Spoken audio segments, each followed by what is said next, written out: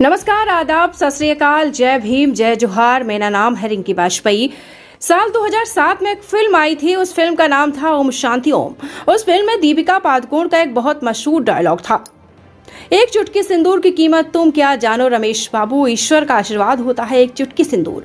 उसी डायलॉग की तर्ज पर भाजपा ने वोटिंग से ठीक पहले एक ट्वीट किया, आपके वोट की ताकत। इसके बैकग्राउंड में अयोध्या का नया वाला मंदिर है और उस मंदिर के साथ रामलला की मूर्ति पर पड़ता हुआ सूर्य किरण और बहुत बड़ा लिखा हुआ है एक वोट की हकीकत। तो भाजपा ने इस मुल्क के 150 नागरिक को बताया है कि तुम्हारे एक वोट से हमने एक मंदिर बना दिया।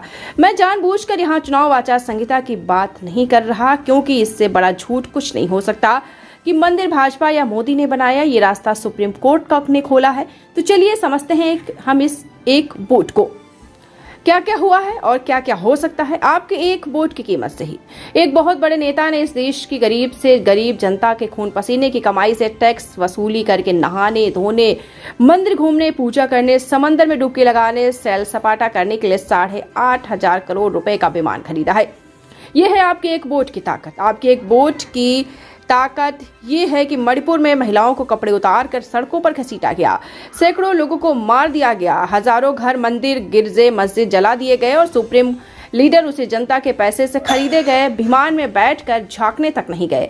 ये है एक वोट की ताकत। आपके एक वोट की ताकत ये है कि ये खुलेआम कैमरे पर सत्ताधारी पार्टी का एक नेता एक आदिवासी के माथे पर पेशाब कर देता है और दूसरे नेता आदिवासी प्रेम की दुहाई देते फिरते हैं। आपके एक वोट की ताकत यह है कि सरकार में आते ही अरबपतियों से अवैध वसूली के लिए इलेक्टोरल बॉन्ड नाम का एक असंवैधानिक कानून बन जाता है।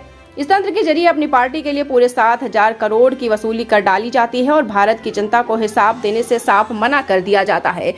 सरकार ने बाकायदा सुप्रीम कोर्ट में खड़े होकर कहा कि भारत की जनता को ये जानने का कोई हक नहीं है कि 1,000 करोड़ रुपए कहां से आए, किसने दिए, क्यों दिए। इससे जनता को कोई मतलब नहीं होना चाहिए। ये है एक वोट की ताकत और सरकार ने तब तक नहीं बताया जब तक सुप्रीम कोर्ट ने इसे भारत के संविधान, भारत के जनतंत्र और भारत की चुनावी प्रक्रिया के लिए खतरनाक और असंवैधानिक नहीं करार दिया।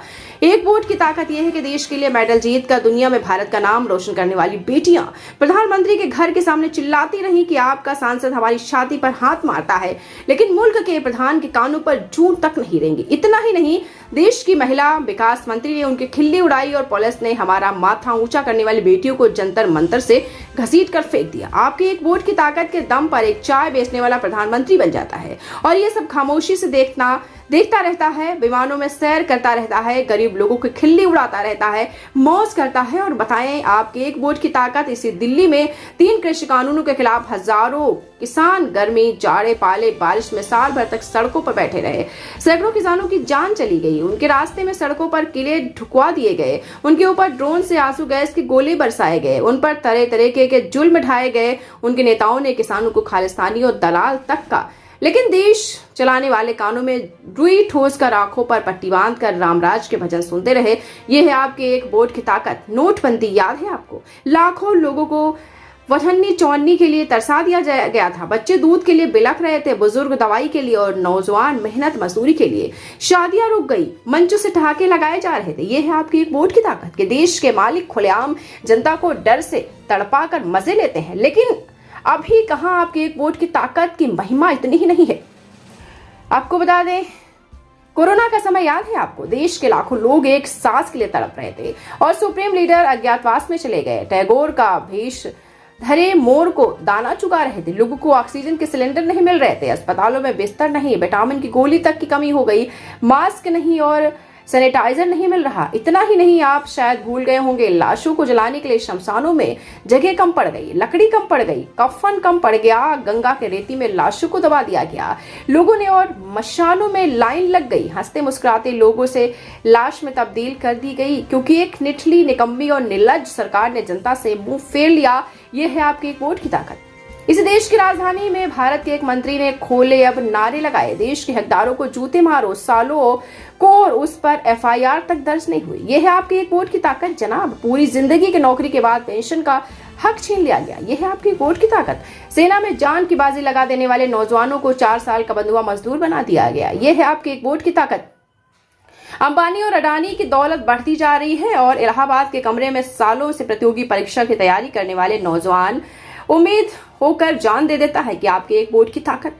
वैश्विक भुखमरी सूचकांक में गिरते गिरते पाकिस्तान, नेपाल, बांग्लादेश और श्रीलंका में से नीचे 125 देशों की सूची में 111 नंबर पर पहुंच गए हम। यह है एक वोट की ताकत। 136 देशों के विश्व खुशहाली सूचकांक में भारत सबसे नीचे से 11वें नंबर पर है। एक बार फिर से नेपाल, चाइना, बांग्लादेश और श्रीलंका जैसे अपने पड़ोसी देशों में पीछे है। यह है आपके एक वोट की ताकत। प्रेस फ्रीडम इंडेक्स में तो हम पाताल में पहुंच चुके हैं। 180 देशों की सूची में 161वें नंबर पर, यानी नीचे से 19वां। एक साल पहले हम नीचे से 30वें पर थे, मतलब 11 अंक और गिर गए। यह है आपके एक वोट की ताकत।